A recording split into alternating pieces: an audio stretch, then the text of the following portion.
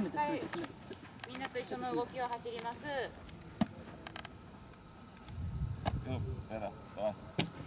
動きの流れで。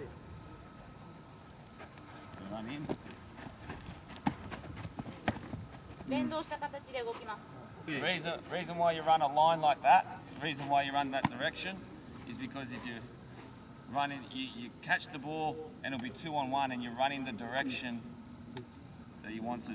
2対1の、方向に向かって走っていくので、結局2対1の時のパスにもつながる。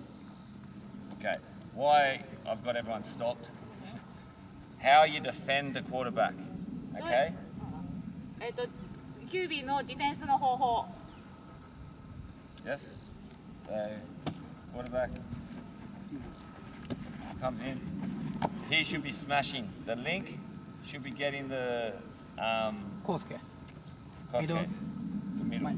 リンクがもうすでにコースケのパスコース潰してるはず。Okay.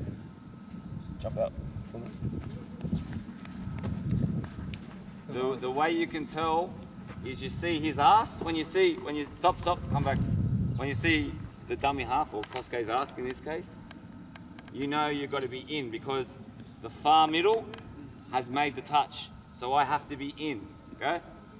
コースケのお尻の方向で自分がヒットするかしないかっていうところが見分けられると思います。マコさん、スティーブの外側のミドルがタッチしてるので、もうすでに自分中に入ってなきゃいけないっていう合図になります。Yes.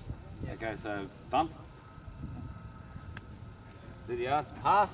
尻が見えた。I'm up. もう上がる。Up. Hey. お尻が見えた瞬間にもう Winger, 上がる。 same thing.